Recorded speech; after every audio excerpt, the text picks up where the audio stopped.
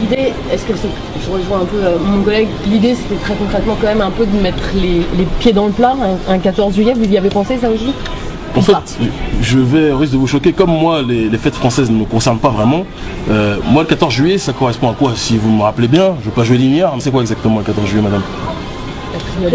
Ah, prise de la Bastille, d'accord. En tout cas, en 1789, ce que je veux vous dire, c'est que les Noirs étaient toujours esclaves. Voilà. Et donc, le 14 juillet, on s'en bat les reins, si on veut être vulgaire véritablement. Personnellement, le 14 juillet ne me concerne pas. En 1789, à l'époque où vous étiez avec votre bleu, blanc, rouge, je ne sais trop quoi, sur la prise de la Bastille, les Noirs étaient encore avec les chaînes en train de travailler les plantations. Voilà. Donc, le 14 juillet, moi, je n'en ai cure, je marche dessus, il ne m'intéresse pas. Le défilé avec Sarko et la France-Afrique qui est en train de défiler sous la pluie aux Champs-Élysées me fait doucement rire. Donc voilà, j'ai le droit d'avoir mon propre référentiel. Si je vous dis 1955, ça correspond à quoi?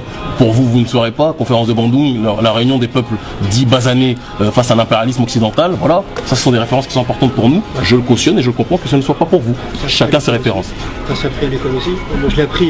Oui, il y a peut-être à certaines époques, il y en a d'autres où ça l'a été moins aussi. Ça dépend. Ça dépend pour certaines personnes. Vous savez, les programmes changent. Aujourd'hui, par exemple, on doit avoir, je sais plus si ça va être suivi véritablement. Il y a la lettre je ne sais, d'un enfant déporté, je ne sais trop quoi, que Sarko, que Napoléon veut qu'on lise tous, n'est-ce pas? Il y a une certaine époque, ça n'était pas le cas. Donc les programmes évoluent. Vous comprenez? Si je vous parle de Boukman Duty, est-ce que vous saurez qui est Boukman Duty? Je ne pense pas. Pourtant, c'est quelqu'un qui est connu dans le monde noir et pour toutes les personnes à négritude, comme un esclave rebelle qui a fait en sorte que Haïti puisse être cette grande république noire qu'elle a été. On peut continuer des heures, Nat Turner, etc. On peut continuer dessus. Voilà. On a nos référentiels, vous avez les vôtres. Moi, je ne force pas à voir les miens, mais ne me forcez pas à voir les vôtres.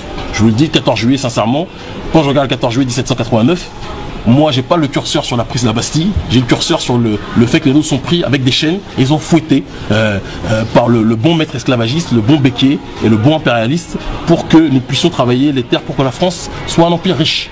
Donc chacun son 14 juillet.